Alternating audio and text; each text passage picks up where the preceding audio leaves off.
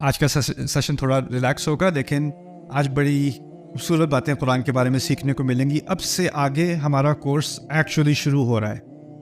یہ کورس میں نے جب تیار کیا تھا تو مجھے پتہ نہیں تھا کہ میں اس کو کیسے مرتب کروں گا۔ یہ میرا پہلا کورس ہے ایکچولی۔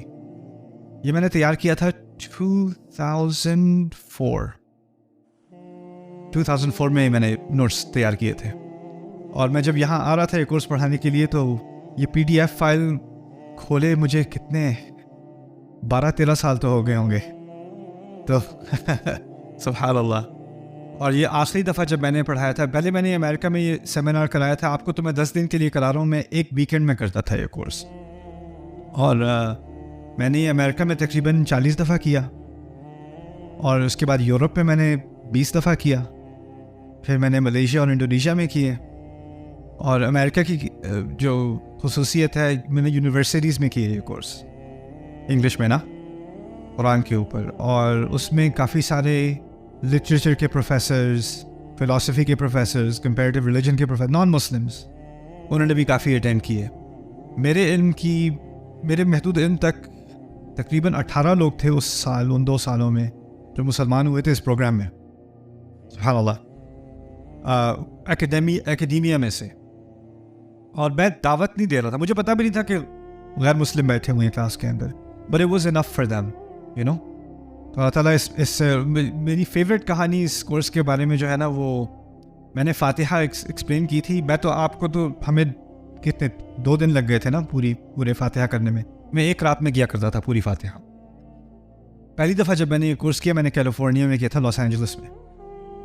تو ایک لڑکا میرے پاس آیا کلاس کے بعد، 18 سال کا، بڑے غصے میں، اور پھر مجھے ایسے دیکھتا ہے، پھر مجھے گلے لگاتا ہے، پھر مجھے بتاتا ہے کہ my mom bought me Lakers tickets. Do you guys know who the Lakers are?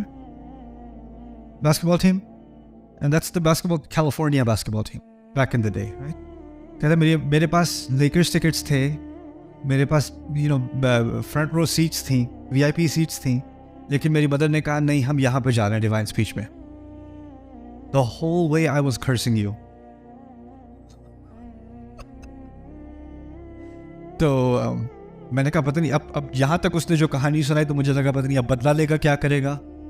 تو کہتا ہے but you know I heard this tonight. Today is the first, I'm 18 years old. Today is the first day I know why I'm Muslim. That's what he told me. So that made me really happy کہ یہ experience بھی ہوتا ہے لوگوں کا۔ ہم مسلمان family کے حساب سے تو ہیں، مسلمان گھرانوں میں پیدا ہوئے ہیں، لیکن شعوری طور پہ مسلمان ہونا ایک اور چیز ہوتی ہے، رائٹ؟ تو میری امید ہے کہ انشاءاللہ اس کے بعد آپ کو بھی ایک نیا کنیکشن فیل ہوگا قرآن کے ساتھ۔ چلیں محاوروں کے بارے میں بات کرتے ہیں۔ اس کا نام ہے سیکشن 2۔ سیکشن 1 تھا فاتحہ، سیکشن 2 ہم شروع کر رہے ہیں۔ اس میں ہم 8 مثالیں کریں گے، یعنی 8 مثالیں چنی ہیں۔ پہلی مثال ہوگی آنکھوں کی ٹھنڈک۔ آنکھوں کی ٹھنڈک ایسا محاورہ ہے جو ہم اردو میں بھی یوز کرتے ہیں نا، آپ لوگ بھی استعمال کرتے ہو، میری آنکھوں کی ٹھنڈک، لیکن یہ محاورہ اصل میں قرۃ اعین، یہ قرآن کا ایک محاورہ ہے، اور قرآن سے پہلے یہ عرب استعمال کرتے تھے، اور عرب کے اس کے 2 استعمال تھے۔ میں دونوں پہلے استعمال سمجھا دوں، پھر قرآن کی طرف دیکھتے ہیں قرآن نے اس کو کیسے یوز کیا ہے۔ پہلا اس کا استعمال تھا دعا کسی کے لیے کرنا اور دعا کسی کے خلاف کرنا، یعنی اچھی دعا کرنا اور بد دعا دینا۔ بد دعا دینے کے لیے کہتے تھے اللہ تیری آنکھیں گرم کرے، اسخن اللہ عینک، اللہ تیری آنکھیں گرم کرے، یہ اس کے لیے بد دعا ہوتی تھی۔ اور کسی کے لیے دعا کرنی ہوتی تھی تو اقر اللہ عینک، اللہ تیری آنکھیں ٹھنڈی کرے۔ اور دونوں سے مراد رونا تھا۔ کہتے تھے جس طرح ہم کہتے ہیں نا خوشی کے آنسو اور غم کے آنسو، ان کے ہاں تھا کہ جو خوشی کے آنسو ہوتے ہیں وہ آنکھیں ٹھنڈی کرتے ہیں، اور جو غم کے آنسو ہوتے ہیں وہ آنکھیں گرم کرتے ہیں۔ تو اصل میں آنکھوں کی ٹھنڈک سے مراد تھا ایسی خوشی جو آپ کو رلا دے، خوشی سے انسان رونا شروع ہو جائے، اس کو کہا جاتا ہے آنکھوں کی ٹھنڈک عربی میں۔ اس کی میں چھوٹی سی مثال دیتا ہوں۔ ایئرپورٹ پہ جاتے ہیں، کوئی ماں جو ہے وہ اپنے بیٹے کو ریسیو کر رہی ہے، بیٹا باہر گیا ہوا تھا کسی جاب پہ یا بزنس پہ گیا ہوا تھا، 2 سال نہیں دیکھا اس نے اپنی ماں کو، اور وہ ایئرپورٹ پہ اس کا ارائیولس پہ انتظار کر رہی ہے، اور اسی ایئرپورٹ پہ ایک اور ماں ہے، وہ اپنے بیٹے کو الوداع کہہ رہی ہے، اور جو وہ دونوں ایک دوسرے کو، ایک ماں اپنے بیٹے کو گلے لگ رہی ہے ملتے ہوئے، اور دوسری ماں بھی اپنے بیٹے کو گلے لگ رہی ہے اس کو خداحافظ کہتے ہوئے. رو دونوں مائیں رہی ہیں, لیکن ان کے رونے میں فرق ہے کہ نہیں؟ جو ریسیو کر رہی ہے, جو خوش آمدید کر رہی ہے اپنے بیٹے کو, اس کی آنکھیں گرم ہیں یا ٹھنڈ ہیں؟ ہاں, اس کی آنکھیں ٹھنڈ ہیں.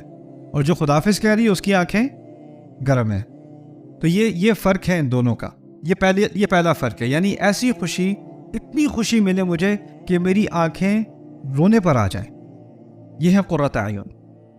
دوسرا اس کا استعمال ہوتا تھا کہ عرب جو ہے نا وہ صحرا میں بہت سفر کرتے تھے. صحرا کی زندگی تھی ان کی, اور صحرا میں جب سفر کرتے تھے تو آپ نے دیکھا ہوگا کہ وہ پگڑی ان کے ہاں عام ہے.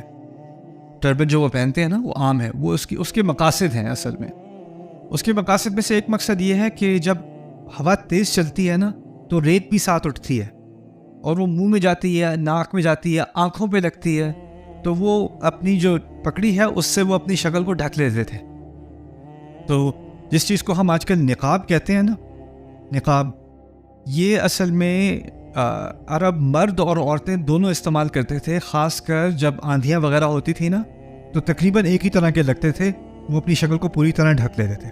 ٹھیک ہے, لیکن کبھی کبھار جب آندھی اتنی تیز ہوتی تھی کہ بلکہ ان کو تقریباً آنکھیں کور کرنی پڑتی تھی, لیکن اگر پوری طرح کور کر دیں تو پتہ نہیں چلے گا جا کہاں رہے ہیں. تو باقی شکل تو بچ گئی, عذاب کس پہ آ رہا ہے؟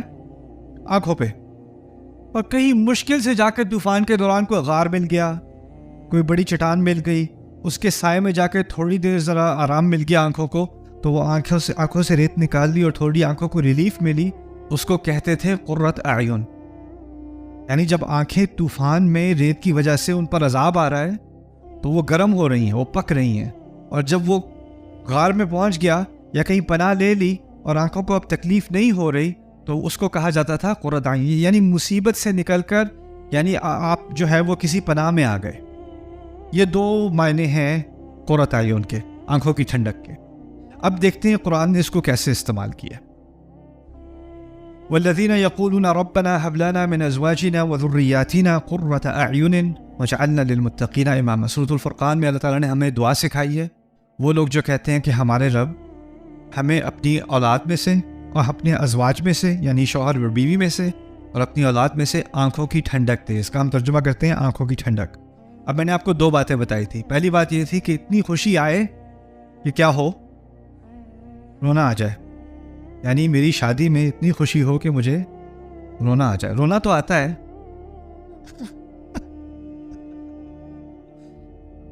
بڑی عجیب دعا ہے, کیونکہ کچھ دوست بھی ہوتے ہیں شادی ہونے لگتی ہے تو کہتے ہیں یار چلو کوئی بات نہیں, تمہیں ڈراؤں گا نہیں میں, کوئی بات نہیں, تمہاری ڈفرینٹ ہوگی. ہر ایک کے دماغ میں ہوتا ہے شادی کے ساتھ ڈپریشن ہوتی ہے, لڑائیاں ہوتی ہیں, ایک دوسرے کی مس انڈرسٹینڈنگ ہوتی ہے, صبر نہیں ہوتا. پہلے بہت اچھے لگتے تھے, اب بہت برے لگتے ہیں. تم تو کوئی اور ہی نکلے, تم تو وہ تھے ہی نہیں, تم تو وہ تھی ہی نہیں. جو میں تو سمجھا تھا تمہیں اس خیال سے کہ ہم ساتھ ہوں گے, اس خیال سے میری آنکھوں میں آنسو آ جاتے تھے, اتنی خوشی ہوتی تھی. اب تم نظر آتے ہو تو آنکھوں میں آنسو آتے ہیں.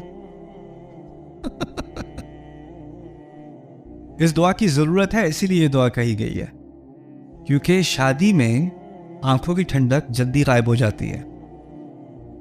اسی لیے کہا ہے ہب لنا من ازواجنا وذریاتنا قرۃ اعین. اور یہ اس لیے بھی کہا گیا ہے کہ شادی کے اندر اس طرح کی محبت ہونا کہ ایک دوسرے کے اندر انسان دلی خوشی پائے, دلی خوشی ہو شوہر سے, دلی خوشی ہو بیوی سے, اس کو دیکھ کے ہی خوش ہو جائے انسان, اس کے کمرے میں ہونے سے ہی سانس آ جائے. ہوتا کیا ہے, ایک دفعہ اس نے دروازہ بند کیا, وہ گئی باہر, قرۃ اعین. تو یہ کیسے ہو کہ شوہر اور بیوی ایک دوسرے کے اندر اس قسم کی خوشی پائیں, یہ اللہ تعالیٰ کی طرف سے ایک بہت بڑا تحفہ ہوتا ہے. اسی لیے حب کا لفظ استعمال کیا. حب نکلا ہے ہبا سے, اور ہبا عربی میں کہتے ہیں تحفے کو. حب لنا من وہبا, ہمیں ایک تحفہ دیجیے اللہ تعالیٰ. یہ بھی نہیں کہا ہمیں دیجیے, کہا تحفہ دیجیے. اب باقی چیزوں کے لیے ہم کہتے ہیں آتینا فی الدنیا حسنہ, یہ نہیں کہتے ہیں حب لنا فی الدنیا حسنہ, دیجیے. لیکن یہاں دینے کے لیے بھی ایک خاص دینا. کیسا دینا؟ تحفہ. یعنی یہ ایسا تو ایسی نعمت ہے جو باقی نعمتوں کے مقابلے میں بہت بڑا تحفہ ہے.